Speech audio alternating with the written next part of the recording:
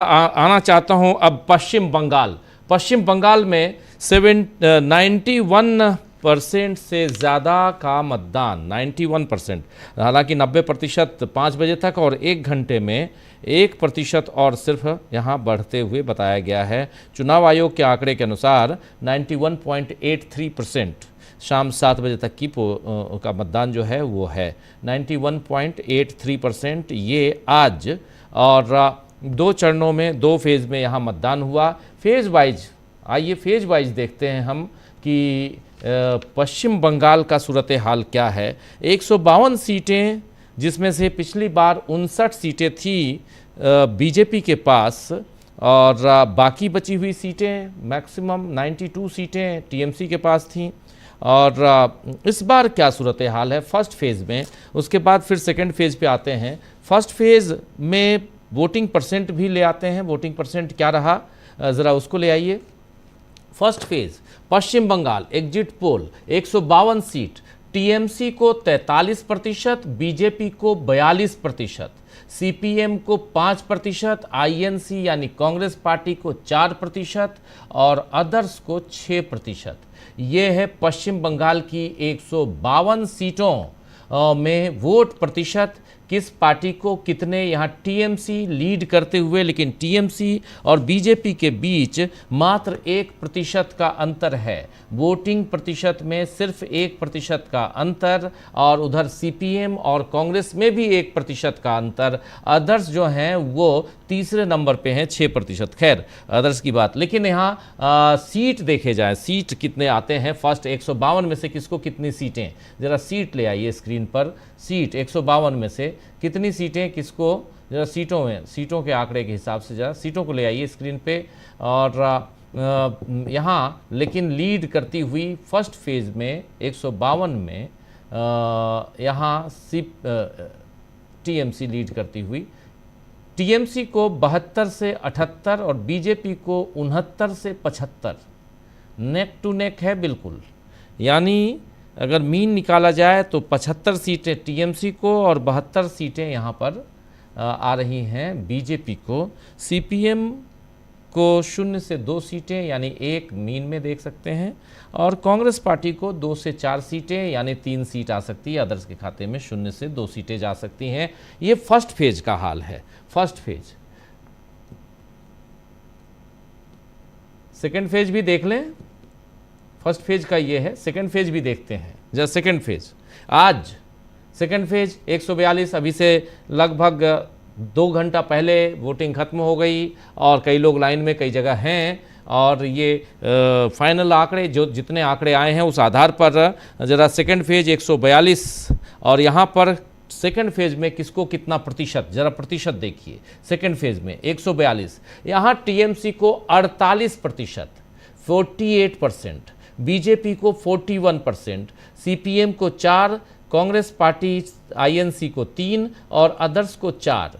और ये आप देख लीजिए यहाँ काफ़ी बढ़त, 7% का बढ़त दोनों के बीच, टीएमसी और बीजेपी के बीच। और क्या ये बढ़त उसमें भी है, सीटों में भी है। ज़रा सीटों में आते हैं, सीटें क्या बताती हैं यहाँ पर। ज़रा पश्चिम बंगाल का सेकेंड फेज़, ये दूसरा चरण आप देख रहे हैं आज, जिसके लिए पोलिंग हुई है। और यहाँ सीट देखिए, टीएमसी को 94 से 100, 94 से 100 सीटें, बीजेपी को 40 से 46 सीटें जो 18 थी, यहाँ बढ़ रही हैं बीजेपी की सीटें। सीपीएम को 0 से 2 सीटें, कांग्रेस को 0 से 2 सीटें। और इसके बाद अगर फाइनल आंकड़े देखे जाए, उसको भी ले आइए, फाइनल आंकड़े भी देख लेते हैं। पश्चिम बंगाल के फाइनल आंकड़े और उसमें प्रतिशत वाइज पहले देख लेते हैं हम। पश्चिम बंगाल एग्जिट पोल 294 सीटें, TMC 45%, BJP 41%, CPM 3, Congress party CPM 5%, Congress party 3%, और अदर्स के खाते में 6% यहाँ मतों का विभाजन इस ढंग से होता हुआ। और फाइनल आंकड़े पश्चिम बंगाल के अगर इस हिसाब से देखे जाए तो किसको कितनी सीटें, यहाँ नंबर 1 पर टीएमसी 45% के साथ साथ, और इसके बाद फाइनल आंकड़े यहाँ लाना ले आते हैं और इसके ज़रिए अब समझते हैं कि आखिर ये तो दिख रहा है 45 और 41 तो सरकार तो बनती हुई दिखाई दे रही है टीएमसी की, लेकिन देखते हैं 166 से 166 से 178, 166 से 178 सीटें यहाँ टीएमसी को, बीजेपी तिहाई के आंकड़े में यहाँ और उससे आगे निकलते हुए बीजेपी को 109 से 121 सीटें, सीपीएम 0 से 4, कांग्रेस पार्टी 0 से 2 से 6 और अदर्स को 0 से 2, यानी यहाँ पर टीएमसी की सरकार यानी ममता बनर्जी यहाँ जो 215 सीटें थी, लेकिन इस बार ममता बनर्जी की पार्टी 172 सीटों के 178 सीटों के लगभग यहाँ पर आती हुई और उनको लगभग 30 सीटों का यहाँ नुकसान दिखाई दे रहा है ममता बनर्जी की पार्टी को।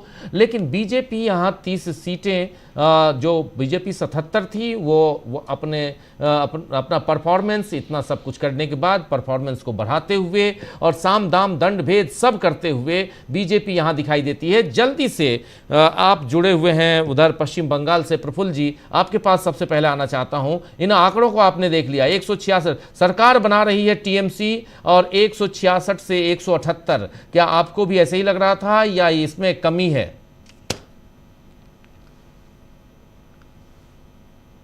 आवाज जी जी मेरी आवाज आ रही है? आ रही जी, तो ये 178 जो 166 से 178 सीट दिखा रहे हैं, तो 166 मुझे रियलिस्टिक नहीं लग रहा है, लेकिन 178 मुझे रियलिस्टिक लग रहा है, क्योंकि मैंने भी जो अनुमान लगाया था वो लगाया था कि इनको 187 के आसपास इनको मिलेगा और ये 2/3 बहुमत को नहीं छू पाएंगे, लेकिन उसके आसपास रहेंगे, तो वो भी ठीक है। लेकिन जो बीजेपी को सीट बता रहे हैं कि 109 से 121, इस पर मुझे थोड़ा सा संदेह है, क्योंकि 50 सीट रखा था और 43 सीट्स हमारे पास फ्री थे जो कहीं जा सकते थे, तो ये 43 सीट्स अगर पूरा का पूरा बीजेपी अपने खाते में ले जाती है तब जाकर के वे 93 पर वो पहुंचते हैं।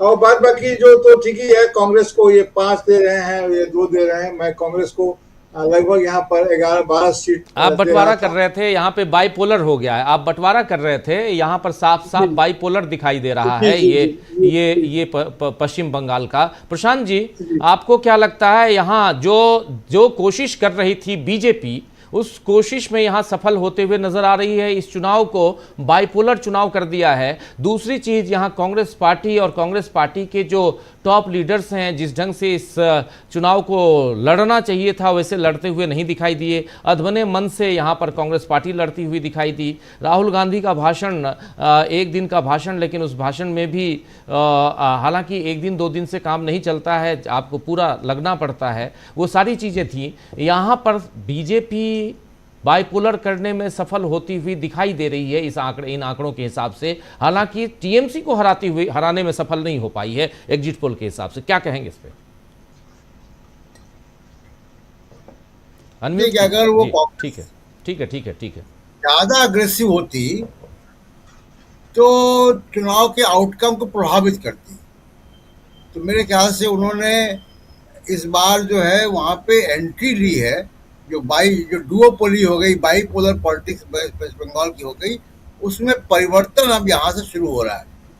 एक बात ये कि जो पिछली बार जो गोदी मीडिया के एग्जिट पोल थे वो उस वक्त बीजेपी की सरकार बना रहे थे, इस बार भी बना रहे हैं, लेकिन हाँ वो अभी इस बार भी बना रहे हैं, वही 400 पार वाले लोग हैं वो तो, लेकिन परसेंटेज का मार्जिन इतना कम हो गया है कि वो हार जीत का मार्जिन कम होता है, और जब हार जीत का मार्जिन कम होता है तो ज्ञानेश कुमार की स्कोप बढ़ जाता है। तो ये एक चिंता का विषय वहाँ पे रहेगा वेस्ट बंगाल में कि विक्ट्री मार्जिन बड़े कम होंगे।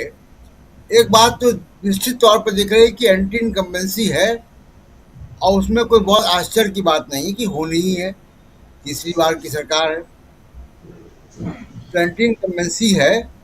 लेकिन क्या एंटी इनकम्बेंसी का सारा वोट बीजेपी को मिल रहा है और कांग्रेस और लेफ्ट को बिल्कुल नहीं मिल रहा है? ये तो हम 4 तारीख को ही देखेंगे, लेकिन ये बात तय है कि एंटी इनकम्बेंसी है। और जिस तरीके का प्रचार दिख रहा था कि बांग्ला प्राइड पे प्रचार हो रहा है, तो वैसा एग्जिट पोल में नहीं दिखाई दे रहा है। एग्जिट पोल में बहुत साफ तौर पे एंटी इनकम्बेंसी फैक्टर दिख रहा है। भले ही इस बार सरकार बचती हुई दिख रही है, लेकिन हाँ, ग्राफ उनका काफी नीचे है। ग्राफ जी नीचे है जी, ग्राफ नीचे है। सुनील शुक्ला जी, आखिर बीजेपी को 109 से 121 सीटें क्यों मिलेंगी? किस इलाके से मिलेंगी? मेहनत किए प्रधानमंत्री नरेंद्र मोदी, जाके फुटबॉल तक खेल के आए। हाँ, गर्मी में शॉल लपेट के और क्या फोटोग्राफी कर रहे थे। बिल्कुल ठीक है, तो इससे वोट मिलता है। ये तो काम उन्होंने 2021 से भी किया था। और आज डमरू बजा रहे थे, त्रिशूल लिए हुए थे, उनको ऐसे ही में तो वोट मिला है। हर चुनाव में उन्होंने किया है।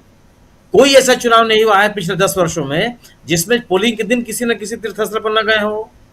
कभी केदारनाथ चले जाते हैं, कभी पुरी चले जाते हैं, कभी कोई मंदिर, कभी काशी विश्वनाथ। ये तो उनकी कार्यशैली में शामिल है।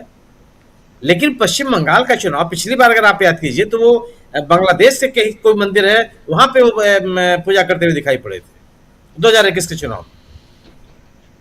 सवाल है कि मैं ये सही है कि 15 साल से जो सरकार है उसके खिलाफ लोगों के मन में नाराजगी होगी, लेकिन वो नाराजगी किसके साथ जाएगी, किसको चॉइस करेगी वो? बड़ा सवाल ये है। ममता बनर्जी ने एंटी इनकम्बेंसी का बाकायदे भुनाया 2011 के चुनाव में पश्चिम बंगाल, लेकिन किस बिना पर?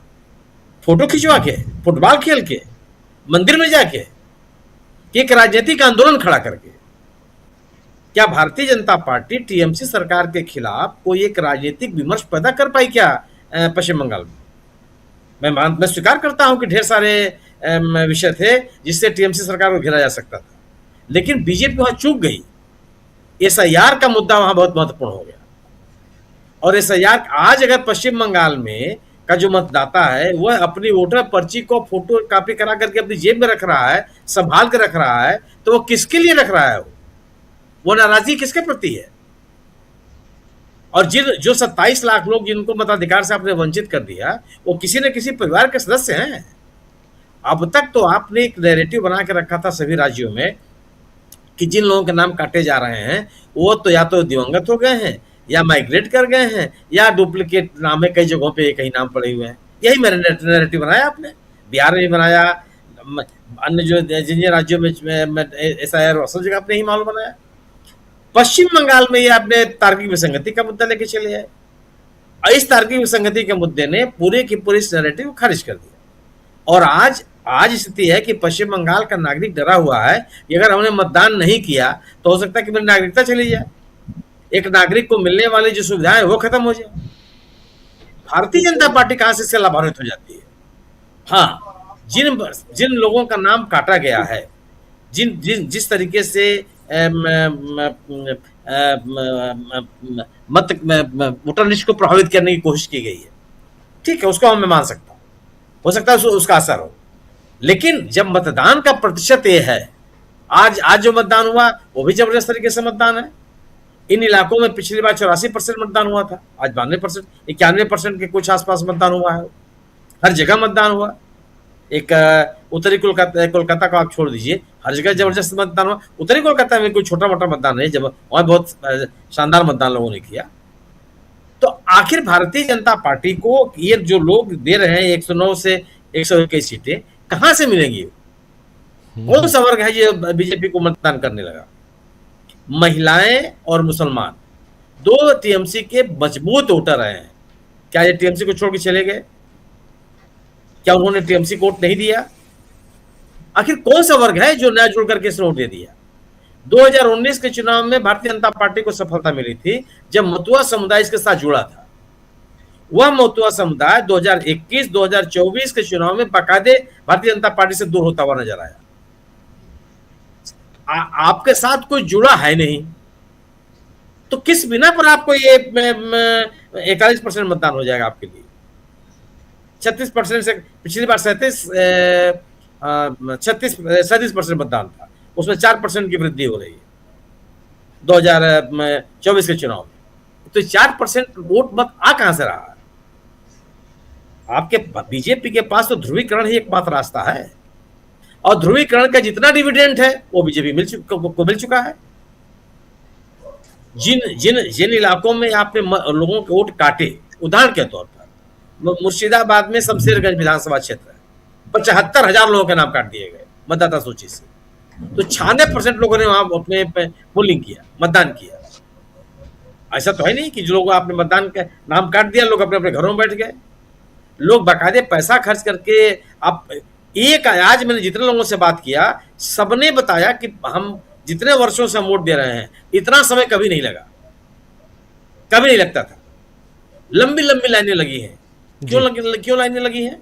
और अगर ये लंबी लाइनें एंटी इनकम्बेंसी की हैं तो सड़क पर दिखाई पड़ता है। लोग शुभेंदु अधिकारी के खिलाफ नारे नहीं लगाते, ममता बनर्जी के खिलाफ नारे लगाते, उसी भवानीपुर में वो तो नहीं दिखाई पड़ा कहीं। तो मुझे लगता है कि ठीक है, भारतीय जनता पार्टी सेकंड में दूसरी एक टीएमसी के बाद दूसरी बड़ी पार्टी बन के उभरी है, वो उसका दर्जा हो सकता है कि बना रहे, लेकिन तिहाई का अंक पा लेगी वो, मुझे इसमें संदेह नजर आता है। चलिए देखते हैं 4 तारीख को देखते हैं कि तिहाई का आंकड़ा पार पाएगी या नहीं यहाँ। लेकिन चुनाव को बिल्कुल 2 पार्टियों के बीच का चुनाव बनाने की जो कोशिश थी वो इससे वो रिफ्लेक्ट हो रहा है। अमलेंदु जी कैसे देखते हैं आप? बिल्कुल राजीव जी, वो जो कोशिश थी बीजेपी की कि 2 पार्टियों के बीच में रहे, और ये कोशिश ममता बनर्जी की भी थी। ऐसा नहीं कि ममता बनर्जी की नहीं थी, भले ही बीजेपी बढ़ गया है, लेकिन तीसरा जो है वहां नहीं होने पाया। तो ये उसमें परिलक्षित राजीव जी हमारे इस एग्जिट पोल में हो रहा है। तो बहुत साफ सी चीज है कि अब कांग्रेस ने वहां कितना किया। अब राहुल गांधी ने राजीव जी तमाम जो चुनाव हुए सबमें अपील की कि भाई आप वोट दीजिए। राहुल गांधी का आज बंगाल के मतदाताओं के लिए कोई संबोधन ही नहीं आया, प्रियंका गांधी का भी नहीं आया, मल्लिकार्जुन खड़गे का भी नहीं आया। मैंने कम से कम नहीं देखा, किसी और ने देखा हो तो आप लोग मुझे दुरुस्त कर दीजिएगा कि मल्लिकार्जुन खड़गे या किसी ने जो था वो बंगाल की जनता से आह्वान किया भी कि आप हमको वोट दीजिए। दूसरा राजीव जी, पढ़ने की बीजेपी की जो बात है उसमें हम लोग जिस चीज को निगलेक्ट कर रहे हैं वो ये है कि जो मतदाताओं के नाम कटे हैं वो किसके मतदाता है? बीजेपी का मतदाता वही है जो था, वो नहीं बढ़ा है। परसेंटेज उसको बढ़ रहा है, वो इसलिए बढ़ रहा है कि जो वोट कटा है वो वोट किसका था। तो इसको हम लोगों को असल में ध्यान में रखना पड़ेगा, तब हमको ये आंकड़े समझ में आएंगे। मुझे लगता है प्रशांत जी इस बात से बिल्कुल सहमत होंगे कि जो वोट कटा है वो वोट कटा है टीएमसी समर्थकों का, या कह लीजिए किसी और के भी समर्थक हो, लेकिन वो बीजेपी के समर्थक नहीं थे। तो अगर 37 लाख वोट कट गया, जो मतदाता वोट डालने के लिए नहीं जा पाया, पहले तो 93 लाख था, आखिर में जाकर अगर वो 37 लाख भी रह गया तो आखिर वो अब जिस तरीके का मत प्रतिशत पड़ रहा है 93%, अब यही 93% में राजीव जी अगर वो 37 लाख भी जुड़े होते तब क्या परिस्थितियां होती। तो हमें लगता है कि ये देखना पड़ेगा। तो यहाँ भी ज्ञानेश कुमार जी की भूमिका कम नहीं है, और अगर राजीव जी अगर ये 100 से ऊपर बीजेपी जा रही है तो मुझे लगता है कि इसके लिए ज्ञानेश कुमार जी को भी धन्यवाद देना चाहिए, सुप्रीम कोर्ट को भी धन्यवाद देना चाहिए। ये दोनों धन्यवाद के अधिकारी हैं। अमित शाह जी तो धन्यवाद के अधिकारी होंगे ही होंगे, जाहिर सी बात है। तो ये भी धन्यवाद के अधिकारी हैं, लेकिन हाँ खतरे निश्चित तौर पर हैं। और अगर बीजेपी इतना कर रही है और जा रही है राजीव जी, अगर 45% और 41% के बीच का अगर आप ये फासला देखें तो 4% का फासला रह जाता है। पिछली बार से फासला कम हुआ है, और वो भी तब हुआ है कि जब आप उस तरीके से आप उस मोड में गए नहीं। तो पिछली बार तो विद्यासागर से उनकी मूर्ति तक तोड़ दी गई थी, इतने ज्यादा आक्रामक थे, तो उस तरीके नहीं गए। तो इसका मतलब कि कहीं ना कहीं जो है वो फिर उसके लिए बधाई के पात्र जो हैं वो ज्ञानेश कुमार जी और सुप्रीम कोर्ट भी हो सकते हैं राजीव जी। जी बिल्कुल। एक तो मल्लिकार्जुन खड़गे ने आज अपील की थी सेकेंड फेज के मतदान के लिए अपने इसको, तो कांग्रेस पार्टी की तरफ से अगर खड़गे की अपील है, इसका मतलब कांग्रेस पार्टी की तरफ से है, अध्यक्ष हैं उनकी अपील है। लेकिन यहाँ पर बहुत सारे सवाल पैदा हो रहे हैं। पश्चिम बंगाल और उसमें भी बीजेपी को इतनी सीटें 109 मिनिमम 121 मैक्सिमम सीटें आ सकती हैं। ज़रा फाइनल कमेंट चाहता हूँ विजय जी आपसे। ज़रा विजय जी डिस्कनेक्ट हो गए हैं, कोई बात नहीं, लेकिन इसको दूसरे ढंग से अगर देखा जाए, प्रफुल्ल जी, क्या आपको, चूंकि आप वहाँ ग्राउंड पे हैं, ग्राउंड ज़ीरो पे हैं, आपसे ज़रा समझना चाहता हूँ कि क्या यहाँ पश्चिम बंगाल में, जैसे आज हमारी संवाददाता थी वो उत्तर कोलकाता में, और कांग्रेस और टीएमसी के बीच, कांग्रेस की जो कैंडिडेट हैं उन्होंने पुलिस को इत्तला की और उसके बाद वहाँ पर सीआरपीएफ और पुलिस वाले आ गए कि टीएमसी के लोग जो हैं वो धमका रहे हैं, वोट देने नहीं दे रहे हैं। ये चूँकि उस समय ऑन एयर हम लोग थे और बातचीत हुई, कैंडिडेट ने अपने चैनल पे कहा है, इसलिए मैं आपसे पूछना चाहता हूँ कि ये जो बाइपोलर करने की जो कोशिश थी, यहाँ पर दो ध्रुवीय ये चुनाव जो हुआ है, इसको क्या आप इस बात को नहीं मानेंगे कि ठीक है ये बचता नहीं है, लेकिन आप पूरा का पूरा इनकी मशीनरी जो बीजेपी की मशीनरी है, क्या वो यहाँ पर काम करते हुए नज़र नहीं आई और एसआईआर का इस पे यहाँ पे असर नहीं दिखाई देता है क्या, जिसके बारे में अभी कह रहे थे अमलेंदु जी? तो जो चिकी कह रहे थे, देखिए ये जो सीट है जहाँ पर आप इसका संकेत कर रहे हैं, ये उत्तर कलकत्ता का वो सीट है, अजीत पाजा का इलाका है, जहाँ पर तृणमूल कांग्रेस के नेता थे, जो कांग्रेस के नेता थे पहले, अजीत पाजा, आप निश्चित रूप से जानते होंगे। ये उनका इलाका था और तृणमूल का ये मजबूत इलाका है। लेकिन मैं ये कह रहा हूँ कि तृणमूल कांग्रेस ने कांग्रेस के खिलाफ भी और सीपीएम के खिलाफ भी काफ़ी लड़ाई लड़ी है। इन लोगों को उसका स्किल पता है कि कैसे इनसे लड़ा जाता है। लेकिन फिर भी मुझे ये नहीं लग रहा है कि ग्रेटर कोलकाता में इनको इतना सीट कैसे आएगा, ये बात मेरी समझ में नहीं आ रही है। ठीक है, सर्वे की बात है, अधिक वैज्ञानिक ढंग से बात की गई है, लेकिन इतना सीट इनको 35 में से कितना सीट उन्होंने दिया, ये 18 से लेकर के कितना सीट आगे बढ़ाएंगे।